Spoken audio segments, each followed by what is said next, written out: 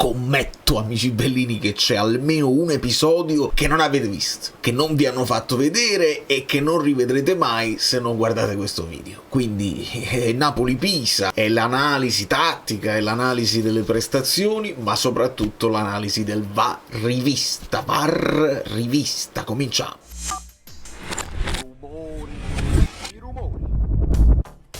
Ragazzi, passano la rivista a Milano, Benvenuto Mario, benvenuti a tutti i nuovi iscritti, grazie a tutti quelli che hanno visto la reaction dove abbiamo urlato a crepapelle, perché non si poteva fare altro che urlare per le situazioni arbitrali impossibili, per qualche sbavatura, per i nostri errori, per le cose belle. Lasciamo un like subito, ma proprio subito, a questo video qua, dove ho fatto una ricerca un po' più approfondita e ho scoperto anche una cosa, due cose forse che erano saltate anche a me durante la reaction e che possiamo vedere insieme. Però ricordate che questi sono screenshot, gli screenshot non dicono tutto, e visto che i video non si possono postare, furbi loro, si scoprono dietro al copyright, si copyrightano e il canale, c'è il canale Telegram in descrizione, è privato, è mio, posso mandare i video che voglio e quindi vi manderò 2 clip. State spostandoci, non possiamo fare altro che cominciare da questo episodio qua. E una cosa che non ci hanno fatto vedere e che però viene rilevata dal VAR, loro lo dicono anche in maniera abbastanza, non dico disonesta, ma assumono una cosa che lo prende con la mano intenzionalmente. Io non sono nemmeno d'accordo, perché non è intenzionale, lui sta con la mano perché si è appoggiato, perché sta cadendo, si appoggia ed è naturale per me il movimento della mano. Però è cruciale che lui lo guardi il pallone, che a differenza di quando ti rimbalza il pallone davanti dopo una deviazione, tu là non puoi saperne niente. Invece qua lui sta appoggiato, però lo vede che il pallone sta là, potrebbe, se ha intenzione di non prenderla con la mano, toglierla, fare un movimento e quindi non la prendi con la mano, ti rialzi. Come vedete lui mantiene sempre il contatto visivo con la palla e qui diventa automatico che è un contatto punibile. Poi ho ascoltato Rocky può dire quello che vuole, può contraddirsi, può contraddire il regolamento quante volte vuole, nessuno glielo andrà a contestare. Noi possiamo solo fare una consecuzione di tutti gli episodi, li mettiamo in ordine e vediamo quante volte si contraddicono. È un giochino anche questo, ma visto che questo è un episodio doppio, grigio, porterà poi a una scompensazione di ragionamenti e alla compensazione quando danno quello di Beuk, ma è inevitabile. Il pestone di De Bruyne ovviamente c'è, poi ragioniamo sui pestoni, perché step on foot quando è volontario che tu vai per colpire l'avversario è un conto, se tu stai correndo, stai cercando di prendere il pallone, il piede ti finisce sotto, ci hanno spiegato che li puniscono tutti, però dare un occhio a quello che è la reazione dei giocatori secondo me è indicativo per capire quando effettivamente fa male, quando effettivamente si sentono penalizzati perché erano in possesso del pallone, stavano andando e qua lui sta uscendo dall'aria, fa un salto carpiato. My brother. Yeah, brother, I get it. Like, what I'm calling is a player that can play. We only play like a total of 3 hours, so we're gonna be fine, honestly. I'm one text away, anytime. Dove eravamo rimasti? Mister, è stato chiarissimo, la dobbiamo salutare, ma le chiedo solo in un flash, buongiorno, come sta? Io? Buongiorno. No, buongiorno Alessandro, buongiorno. Come sta? Buongiorno. Buongiorno. Ha detto, Buongiorno, buongiorno. Io. No, effettivamente io. Pensava buongiorno, come sta? Non dobbiamo portare il defibrillatore in panchina, perché ecco, no, ma io. È indicativo, lo so che non basta, perché tu non devi infortunarti per aver subito un fallo, però quando subisci un fallo nell'area di rigore, se proprio non protesti proprio di niente, lui si alza, guarda l'azione che si sviluppa e non pensa mai di andare dall'arbitro a protestare, vuol dire che lui stesso non sentiva di essere stato penalizzato più di tanto. Ma questo è un altro discorso. Questo è il tiro a volo di De Bruyne. Il Napoli prova lo schema da calcio d'angolo con la palla morbida di Politano, poi nel secondo tempo faranno l'opposto, De Bruyne che fa il calcio d'angolo per Politano. Lo sfizio qui è farvi vedere il blocco che fa Buongiorno, perché quando arriva la palla morbida ovviamente i difensori tendono a chiuderti così che non puoi calciare bene, e qua si fanno i blocchi tipo basket, e quindi è una cosa pensata, non si improvvisa niente. Questo è un dettagliuccio bellino. Così come avevamo saltato il passaggio di esterno di Spinazzola per Højlund contro la Fiorentina, qua interno trova lo stesso filtrante, Højlund fa lo stesso movimento, e qua anche questione di millimetri, perché Højlund tira, respinta e arriva Elmas. Però questa connessione molto diretta funziona. Qui vi voglio far vedere come sta lontano il signor Elif, che però appena Højlund tocca il pallone aumenta i giri del motore e viene a riempire l'aria per l'eventuale, questo è l'ottimismo, per l'eventuale dell'attaccante che deve essere ottimista, la palla arriva a me, respinta che poi arriva, e poi sulla testa proprio Elmas fa il gol che gli annullano. Onestamente qua fidiamoci, ci vogliamo fidare da queste immagini. Se ho bloccato nel momento giusto il pallone, l'impatto è impossibile stabilirlo io, non lo so, io mi voglio fidare almeno del fuorigioco, che se sappiamo se c'è la rondella dei frame, però c'è un'immagine di un secondo fuorigioco semiautomatico dopo che i miei dubbi li lascia.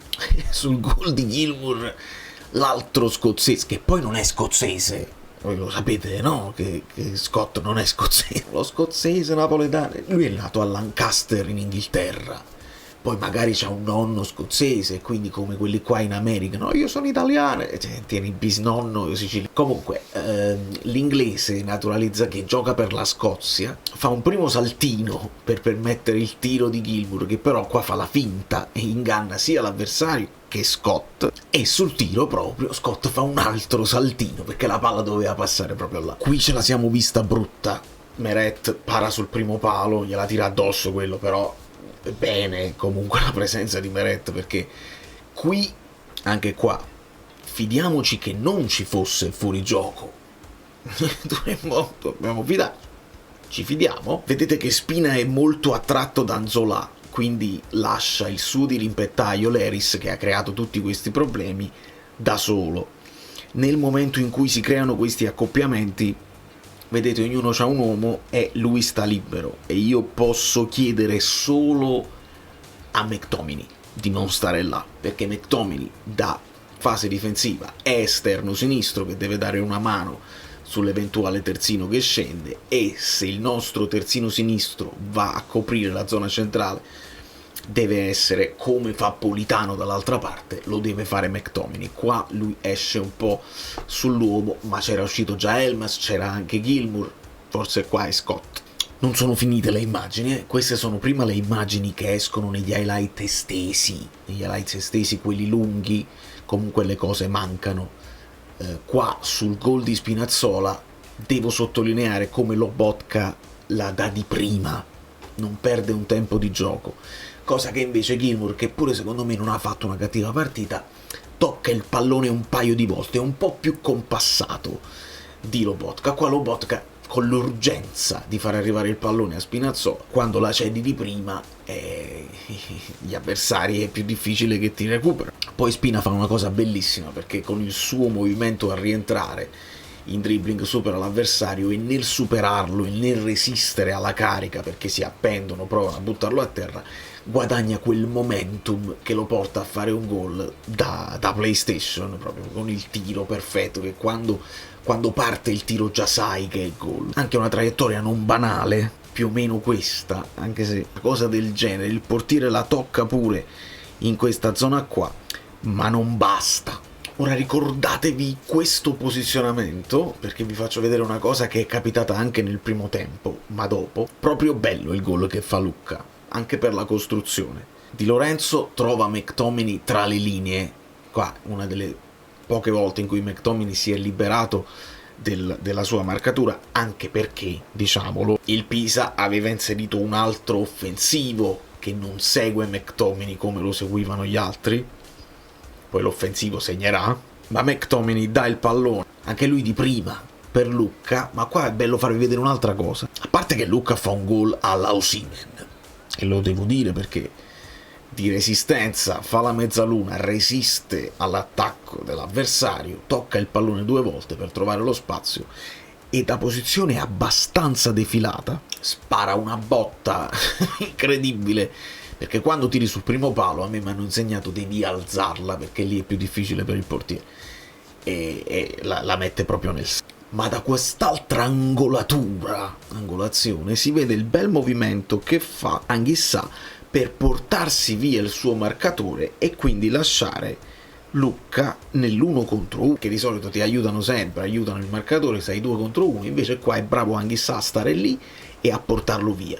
Qui Beukema mi ha fatto impazzire, perché con un po' di lentezza, con un po' di sufficienza, ritarda questo passaggio e Tramoni stava per approfittarne. Ed è qui che c'è il De Bruyne della sua esperienza che cerca di calmare un po' tutti, chissà questo calma se era per Beukema, se era per Conte che si stava facendo afferrare per pazzo, me l'avete segnalato e l'ho trovato. Questa è l'altra pellicchia che purtroppo fa Di Lorenzo, credo che l'intenzione fosse lo scavetto per Politano. È bello, ce lo ricordiamo i clip del Sarri Ball quando ti prendevi tutti i rischi, i passaggi di prima e sfiancavi gli avversari, però si vive meglio senza il fazzoletto di quando tu praticamente i nuovi non lo sanno che cos'è il fazzoletto di spazio, ma il giochicchiare alla De Zerbi dietro l'area non lo fa più nemmeno Guardiola, se la palla si deve lanciare si lancia. E qua non credo ci fosse più bisogno di fare così. E poi veniamo a quello che non si vede negli highlights, e cioè errore del Pisa, Politano che intercetta, qua doveva essere 1-0, ma proprio subito. Il pallone però di Politano col destro non è precisissimo e prende in controtempo Højlund. Visto che hanno urlato ci sono 4-5 rigori per il Pisa, sì, 6-7, se contano anche questo siete ovviamente folli, perché a parte che il pallone va sul fianco, e se anche avesse toccato il braccio che sta vicino al fianco ci avete insegnato che non aumenta il volume e che quindi non può essere mai rigore. Non fatevi pregare. Questo qua invece è rigore quanto una caserma, ma proprio gigante, più grande di una casa, quanto una mansion, un manor, un grattacielo di New York. Non è possibile. Va bene strattonarsi a vicenda, ma qui l'avversario gli entra proprio nel costato, gli sposta l'anca e gli dà anche un pestone. Qui Højlund ha spostato il pallone l'avversario non lo tocca proprio, e questo è un rigore clamoroso di cui nessuno sta parlando e di cui non si trova traccia negli highlights. E l'arbitro sta qua, l'arbitro sta qua e il VAR stava là, dai, quindi mancano, no, manca anche questo. Qui si vede ancora meglio, perché mi parlate del pestone, ci posso stare, il pestone è sempre rigore, e allora questo è pestone. È pestone perché scarpusea il tallone, oltre a tutto questo che gli entra proprio dentro. Ma non è tutto, questo è il rigore che manca al Pisa. Questo ci hanno fatto vedere un mezzo replay dopo il gol di Gilmour, ma anche in presa diretta dopo averlo rivisto. Qui Di Lorenzo cerca di prendere il pallone, non prende il pallone e sgambetta l'avversario. Questo è il rigore netto, l'arbitro non lo cieca, anche perché in casa, se fosse stato fuori casa, qua tutto lo stadio avrebbe urlato. Ovviamente non urla il Maradona, e qua è compito del VAR andare a rivedere e segnalare. Questo per me è altrettanto grave, almeno quanto quello di Højlund, li mettiamo insieme. Ma altrettanto grave è se tu chiami un fallo al contrario, dove siamo 2 contro 3. Anche se forse è più corretto dire 2 contro 2, perché qui Højlund se n'è andato, il ragazzo qui non lo becca più e si scappa verso la porta con Elmas. 1 contro 2, anche perché credo che anche l'altro avversario non avrebbe mai potuto raggiungere Elmas. Qui l'arbitro ha chiamato fallo a Højlund, Qui sua bellezza Oriali ha dovuto calmare Conte, e qui si vede ancora meglio che se parliamo di una trattenuta, la trattenuta è di tutti e due, un po' Højlund e un po' lui, quindi non può mai essere fallo. E anche Patrick Kendrick in telecronaca dice: il giocatore del Pisa non protesta, è un indicativo. Qua tiratina d'orecchia benevola, di orecchia benevola a Højlund, perché è 3 contro 1 qua. Opzione McTominay, opzione De Bruyne. Magari McTominay sul destro meglio di un De Bruyne che ce l'avrebbe avuta sul sinistro, e invece Højlund tocca il pallone una volta in più e va al tiro. E da questa inquadratura si vede che dopo il primo tocco il passaggio per McTominay era diventato troppo difficile, e quello per De Bruyne ci poteva ancora stare. Poi De Bruyne col sinistro non è detto che non possa segnare, però è stato un po' egoista, ci sta. Non vi ricorda poi il gol di Lucca? Questo posizionamento dove Elmas fa quello che poi farà Anghissà, Højlund fa quello che poi farà Lucca, e manca qui McTominay, che sta arrivando ma che è seguito un po' più da vicino dall'avversario, e quindi Di Lorenzo non può fare questo passaggio che poi può portare all'altro passaggio, all'assist di prima, e la darà Di Lorenzo. È tutto codificato, non è a caso. Rocchi ha detto che non è congruo il movimento di Beuke, ma cioè mi stai dicendo che allarga le braccia di proposito per prenderlo il pallone dopo che ti è sbattuto contro il ginocchio? Siete disonesti, ci raccontate una disonestà, anche perché allora anche questo movimento di braccio non è congruo dell'avversario. Quando uno sta calciando, quando uno sta intervenendo, le braccia stanno così, se no cadi. Dai. Ma questo scommetto che non l'avete visto. Se l'avete visto me lo potete dire nei commenti. Io mi ero soffermato sul classico cross di De Bruyne sul secondo palo. Ha un modo di far girare il pallone che elude tutti gli avversari e che è perfetto per chi arriva a chiudere. Sta arrivando a chiudere McTominay, però Quadrado aveva un'idea diversa. Vi chiedo, se avete curiosità, di controllare sul canale Telegram il mini video che vi mando, perché da qui non si capisce, ma Quadrado si disinteressa completamente del pallone e va in maniera anche abbastanza violenta al contatto fisico con McTominay, buttandolo a terra. Rigore senza alcuna discussione. Se con gli altri si può parlare, l'interpretazione, l'accentuare, rigore questo è rigore netto, questo è rigore pesante, quanto quello di Højlund, forse un po' di più. McTominay però non era lucidissimo, tanto lavoro sporco, qui non è riuscito a vedere, a sentire Politano che l'aveva accompagnato. Qua c'era un passaggio facile, però è tornato indietro, non fa niente. Questa è la mini cazziata che fa De Bruyne, che riesce a vincere un contrasto e si aspettava Lucca più reattivo nel venire incontro alla palla, e fa proprio con le mani così, vai. Per fortuna poi Lucca segnerà. E qua vi dico, quando ci fanno vedere il fuorigioco semiautomatico, fuorigioco che non c'è di Lucca sul suo gol, qua resto un pochino col dubbio che il sistema non è infallibile, perché quando poi fanno lo zoom per far vedere che Lucca è in gioco, questo avversario sparisce, e considerano questo, tirando la linea tra Lucca e quell'altra. A me a occhio sembra più avanti quello che sparisce, però boh. E qui diamo merito a Meret, sangue freddo, parata importante. Poi probabilmente hanno chiamato qui fallo su Politano, quindi bravo anche Politano a seguire e a disturbare Angori. Ma qui qua me la sono vista proprio brutta. Ultimo screenshot dedicato a Juan Jesus, che entra al posto di Buongiorno e fa quei 4-5 interventi puliti, decisivi, che danno tranquillità e ci fanno vincere la partita, perché qua un eventuale cross abbiamo gli 1 contro 1 e ne abbiamo uno libero che sta venendo a rimorchio.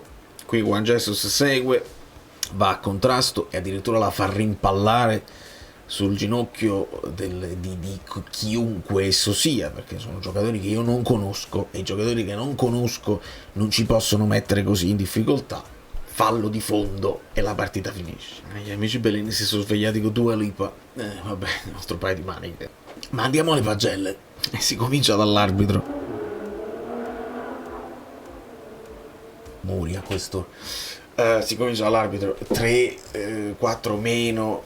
Qualcuno gli ha dato 6. Io non so chi gli ha dato 6. Rispetto ai voti di tutti, gli amici Bellini sono sul gruppo anche per la loro libertà di pensarla come vogliono, con grande educazione e rispetto degli altri. È una roba disastrosa, anche nei confronti del Pisa. Ecco perché io ci tengo a sottolineare anche gli errori fatti pro Napoli, perché il rigore di Di Lorenzo c'è ed è netto, ma c'è quello di McTominay, c'è quello di Højlund, hai chiamato dei falli al contrario, certe cose non le hai viste, il VAR che ha cercato di darti una mano, però influenzandoti malamente, sei ancora troppo giovane per avere una tua personalità, troppo male, non si può accettare che le sorti di una partita vengono poi affidate a questo sistema che è fallace, che è fallibile e che molto spesso ti lascia più dubbi che altro. 5,5 Conte, qualcuno gli ha dato 3, l'avete visto nella live che c'è un po' di insofferenza nei confronti di Conte, a volte, e lo dico perché credo di intuirlo, c'è un po' di presa di posizione nei confronti di Conte. A qualcuno a Conte non piace e quindi si cerca per forza. Sembra quasi che sai, poco.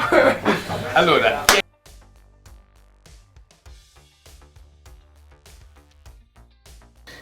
un modo per attaccarlo a prescindere. Io, al di là della vittoria, che non è scontata, perché tutte le squadre hanno steccato almeno una volta, l'unica squadra a punteggio pieno è il Napoli, quindi non la diamo per scontata. Conte può fare i suoi errori, può non piacere in sede poi anche di conferenza. Io gli riconosco un lavoro incredibile che fa fuori dal campo, fuori dalla partita, sul campo, e anche a livello di mentalità e di tenere tutti sul pezzo. Secondo me è un valore aggiunto importante.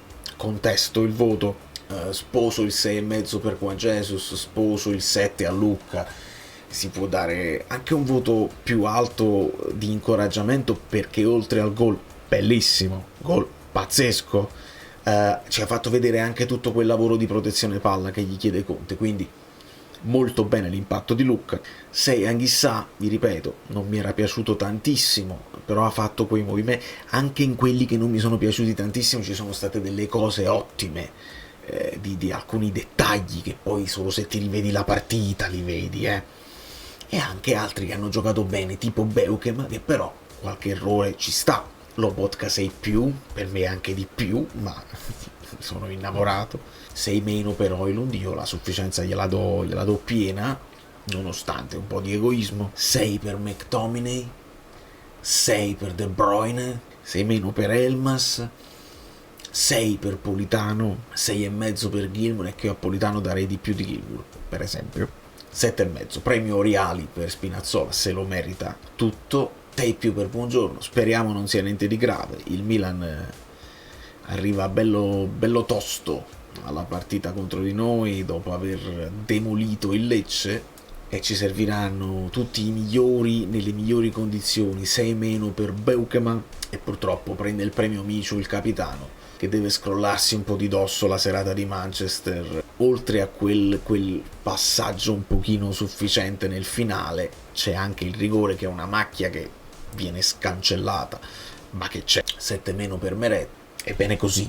Rischiando di far diventare il video troppo lungo, diamo uno sguardo ai posizioni medi. I posizioni medi, perché è sempre interessante vedere come il Napoli è comunque corto, vedere come De Bruyne gioca a tutto campo e resta quello che ha corso di più, vedere che abbiamo sempre questa mancanza di un esterno sinistro puro, e che Spinazzola, quando sta con questo stato di forma, può fare gli straordinari e fare tutta la fascia, un po' come fa Politano e Di Lorenzo insieme.